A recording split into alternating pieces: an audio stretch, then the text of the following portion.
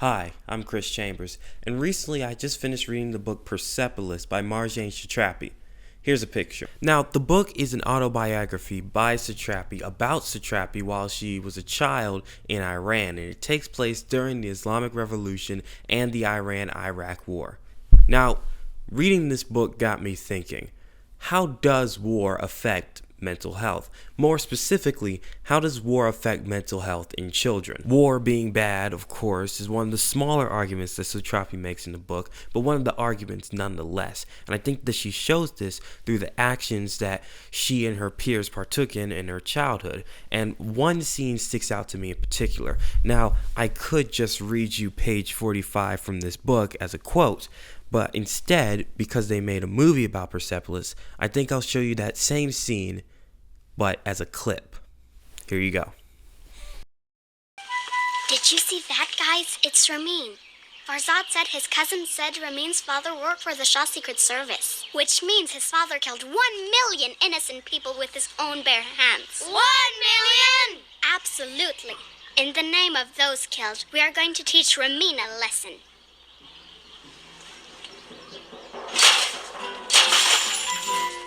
Oh yeah, we're going to poke his eyes out.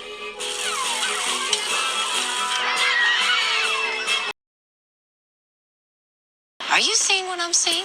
In case you didn't read the book, which you should, she did not succeed in poking his eyes out. I really think that this scene shows that she had a completely different mentality than a lot of other kids have. And I think that this mentality was shaped by the revolution, war, and violence going on all around her.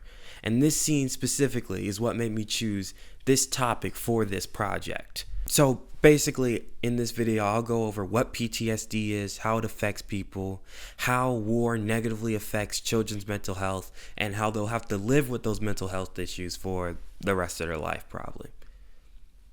So, let's get into it. Dang, that was a long intro. Okay, so what is PTSD? Well, you may or may not already know this, but PTSD stands for Post-Traumatic Stress Disorder, which, according to Teen Health and Wellness Rosen Publishing Group Incorporated, PTSD results from a person going through a traumatic event and simply is unable to cope with it.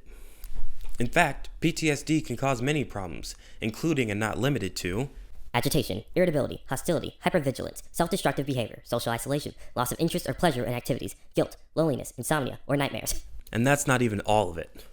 And it doesn't matter if you're 3 or 83, anyone can get PTSD. Now imagine you're 5 years old, living in a war zone, and you have to deal with those experiences for the rest of your childhood. Hell, for the rest of your life. Which brings me to my next point. PTSD will last their entire lives. Unless they see a therapist or something. But you know what? Therapy is expensive. And in this scenario, there are no therapists. Boom. Gone. Removed from this world. Basically, PTSD can last a long time, and when a country goes to war, mental health issues skyrocket and are widespread throughout the whole country. Take the Russia-Ukraine war, for example. According to the Gale Weekly Digest on Gale.com, the Russian war on Ukraine has likely led to an increase in common mental health problems for children in the general population.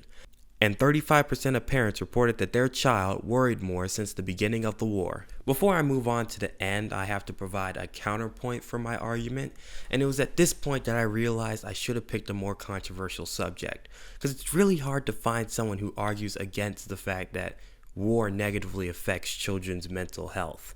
So I had to go a bit broader and find a counterpoint to the argument that war is bad. So I give you a quote from Benjamin Ginsberg. Although war is terrible and brutal, history shows that it has been a great driver of human progress. Sure, but I mean, it even says in the quote, terrible and brutal. So I think we can all agree war equals bad, all right? Let's move on. Lastly, I would like to tell an extremely short story because this video is too long already, so just give me a little bit more time. A New York Times article by Megan and Brenda Hoffman says that a kid named Daniil in Ukraine was wounded by shrapnel in the war and is, of course, scared when bomb sirens go off. At one point in the story, Daniil points out 2 bloodstains on the floor, one of which is his and the other is his mother's. His everyday life has changed significantly, and the fact that he can point out bloodstains so casually bloodstains from injuries he and his mother has actually suffered through might just show a change in mentality because of all the war and violence around him. So overall, war causes PTSD. War causes PTSD to spread across an entire country and forever changes how children, hell, adults go about their daily lives. Alright? So, in conclusion, here's my call to action to you.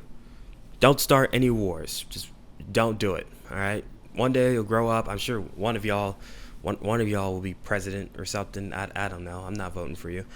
And just don't start any wars. Alright? Unless you're really beefing with a country. Like Iceland.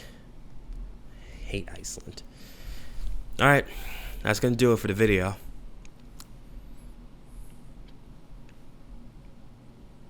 We're done now. That's it. It's over. Whew.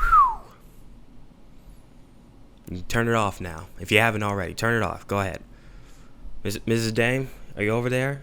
I think she's over there. You could turn off the video, go to the next slide.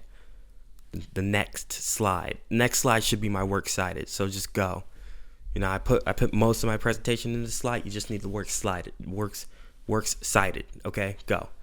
Just go. All right.